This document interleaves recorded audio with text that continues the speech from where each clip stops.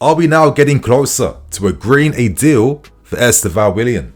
Today, my friends, we have a ton of stories to discuss, including my predicted lineup for our game tomorrow against West Ham as well too. So tons of big reports that's dropped this past 24 hours. I hope you guys enjoyed today's video. Thank you for all the love and support shown recently. And if you guys like today's video, let's try and get 2k likes. So sit back, relax, and let's break down today's news. It's official, you guys, but we are now seeing our first looks at next season's home kit. In my opinion, I don't think it's as nice as this season's kit, and a part of me wishes that we could have kept this for at least 2 years, but I know the game doesn't work like that. But I have to say, I still really like this kit. But before I give more thoughts and opinions, let's discuss some more interesting news surrounding sponsors for next season, because courtesy of The Times, they are reporting that we still do not have a front of shirt sponsor agreed for next season to replace Infinite Athlete, and we have now missed the deadline with kit manufacturer Nike to get the brand on the front of the kit. So it seems like we'll be going into next season again, similar to this season, with no sponsor on the shirt. Now, part of me, pocket-wise, it's like, you know what? I'm okay with this. I personally feel like without the brands on the front, these kits look a lot better. But at the same time, from a fan and club perspective, it's still not great that we are still struggling to really get the best sponsor deals. Obviously, we all think about the quotes made by, Clear Lake at the start, where they criticized the previous ownership for kind of running this club not really like a business at times. Now, obviously, I know, it's kind of getting taken out of context, but equally at the same time, it's not been smooth sailing when it comes to maybe getting the best deals for this club. Ultimately, a lot of this has become an issue because we don't have European football. We're trying to secure some record brands, and sadly, these companies don't want to work with us if we're not the top club right now, if we aren't in Europe, if we don't have Champions League football. So fingers crossed we get some kind of European football for next season, because if we do, I feel like we'll get some wiggle room when it comes to negotiating some pretty decent fees for sponsors for next season. And one of the rumours that went around during the start of this year was our hopes of tying down a deal with Air Jordan. Now, these talks have been postponed until the end of the season, and we're hoping to at least come back again when we rediscuss these conversations. And we're kind of hoping that we can come back, offer them European football by getting into the Conference League or the Europa League, and hopefully Air Jordan work with us. Because listen, I'm not expecting us to get record deals at the moment. We have to build up towards that. But it really highlights how we aren't as attractive as we once were. And it tells you what you need to do, of course, to stay on those levels. But regardless, going back to the design of this kit, I kind of like it. I think the orange, this little lime green, and the royal blue, it's a bit of a quirky type of colorway, but I think it goes well. I like the accents on the sides. I think it's a nice little touch. And I think the little lime green looks a bit grayish, and I think it kind of blends in quite well with the orange and the blue. And I have to say, I don't think they're playing around at all with the away kit, because I think this away kit is pretty beautiful. I think the color's pretty interesting, but I think I just love the color scheme, this off-white beige color with the navy blue. I think the hologram crest looks absolutely sick. And obviously the home kit and away kit, they're going to be must-cops, and obviously the concepts of the third kit too. We're really not playing around with our designs recently. So my friends, what's your thoughts and opinions on next season's home kit and away kit? What do you like the most? So before we move on, let me get this shameless plug out the way. But if you're still planning on buying any of the new merchandise this season, kits, training gear, collections, etc, use my discount code NINI10 at checkout to get 10% off your final order, and you'll find all the links you need below in the description. So my friends, that's the first story out the way. How do you feel about next season's home kit? Let us know. And right now, we discuss the latest reports around Estevao Willian. Now, I've discussed them in yesterday's video, but we have more news, more updates, and at the moment, the club are looking to speed things up to get a deal out the way to beat out the rest of the competition. Now, clubs like City are still recently showing stronger interest. Paris Saint-Germain and Barca have all been after Estevao Willian.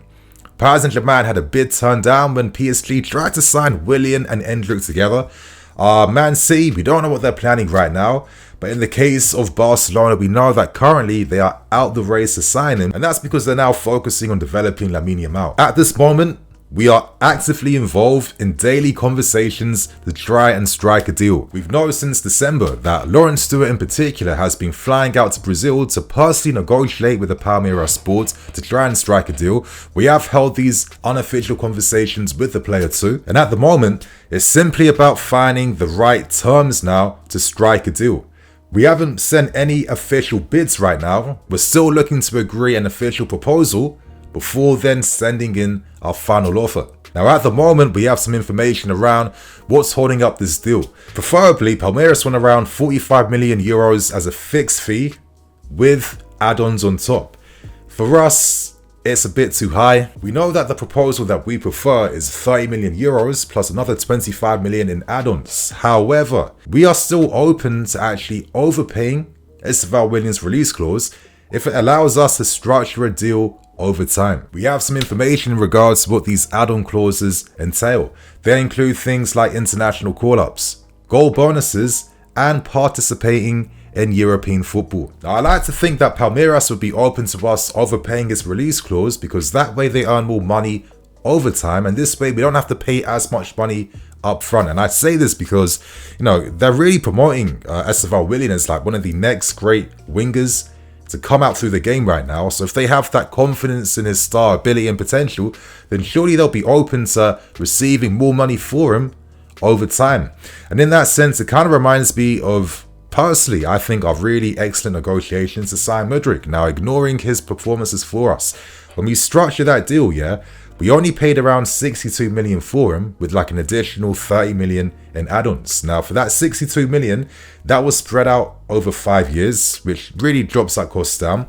You then consider things like the contract length we gave him, which allows us to amortize his contract over time, meaning his player costs are really low.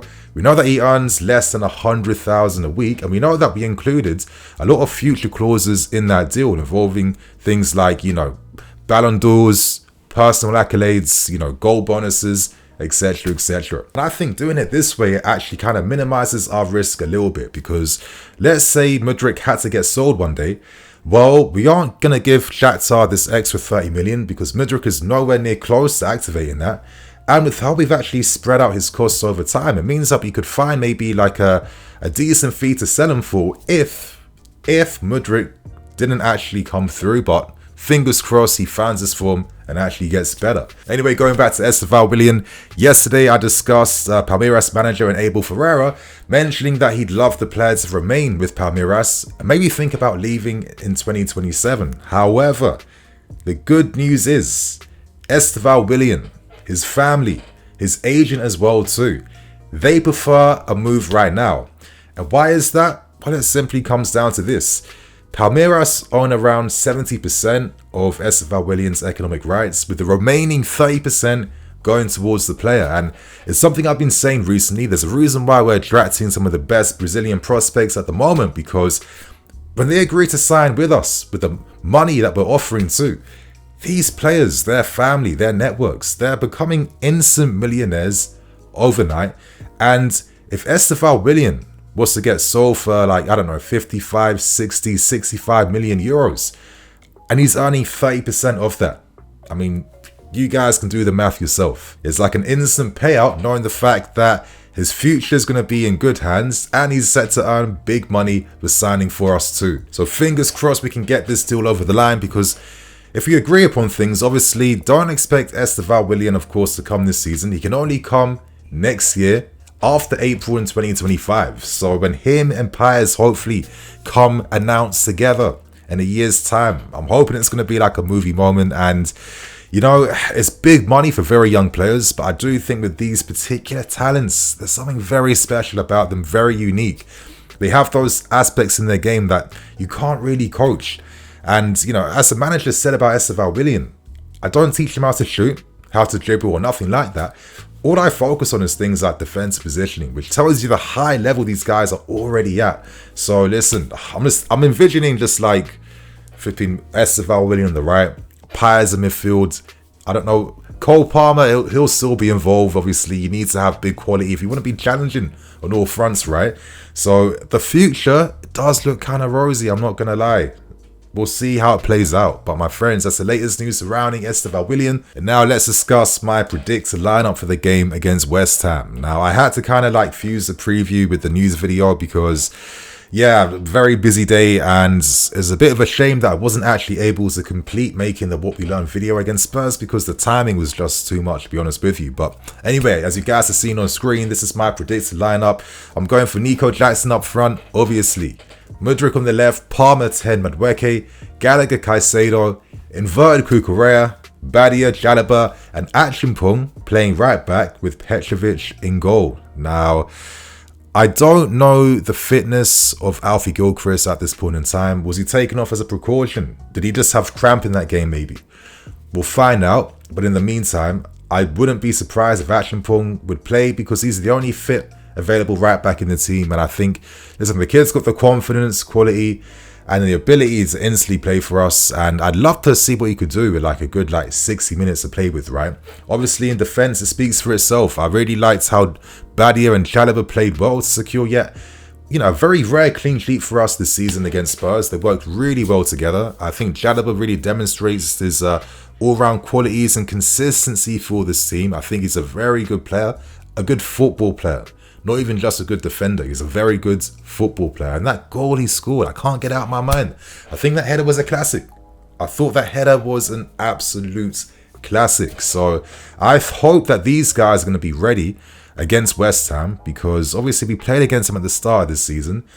And you know what was so frustrating about that game and that loss was that in that first half, I actually think that was one of the best footballing performances I've seen in maybe 2 years when it comes to playing against a compact, low block defense. Because if you guys can remember the first half when, of course, Khan scored that goal before half-time, the way we were zipping the ball around at great pace, left to right, causing so many issues, stretching West Ham like crazy. It was like this intensity. It was unrelenting. And it was a shame that, the sending off of Gusto really changed the dynamics in that game.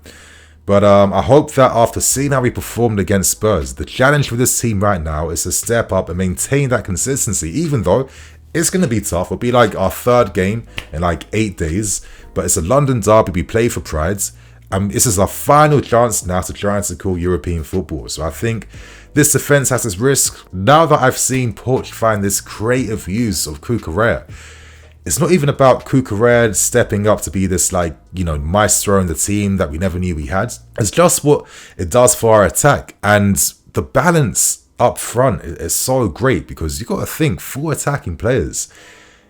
That's a lot. That's a lot of attacking players on the field. And you can get literally taken behind all the time from counter-attacks by leaving space.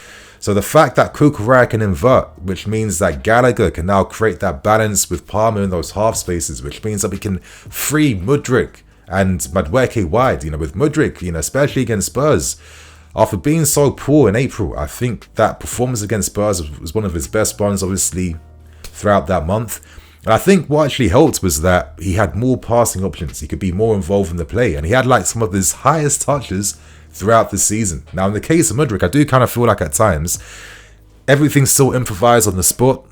I feel like he's not got a clear vision of what he wants to do before he receives the ball. And I think this is why he makes these careless mistakes where he gets dispossessed too easily. And actually, when the pace of the game is slowed down, I feel like he's very easy to defend against because by the time he's shifted his body to the right to try and cut inside, it's too late because he didn't know he should have done that instantly. With Mudryk, when he's running at his man at full pace, that's when he's at his best, when he's at his instinctive best. And I just thought that with Cucurella inverting now, it creates this dynamic where Mudryk now has an extra passing option. And, he's got a Cucurella that can make the overlap when he has to, that can invert when he has to. And this allows Mudryk to play a bit closer to the striker. So I do think that it's a great masterstroke that we've seen from Poch and the coaching staff just by inverting Cucurella because of the balance it's creating up front. And I think, obviously, you're looking at your 3-star guys, Madueke, Palmer, and Nico Jackson. Hopefully, Nico can make it 15 goals for the season. That would be absolutely unreal for his development at this point in time. He's got a lot of criticism, but I feel like we have to look at the pros and focus on them when it comes to Nico Jackson.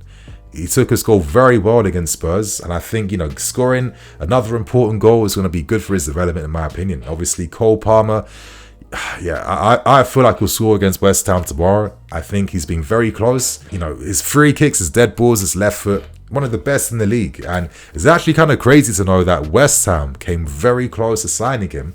And if it wasn't for that Paqueta scandal with gambling, putting off Man City, because they thought naturally, listen, what if he gets a ban, we're screwed. And we saw what happened to Newcastle's taking their risk with Sancho Tonali's.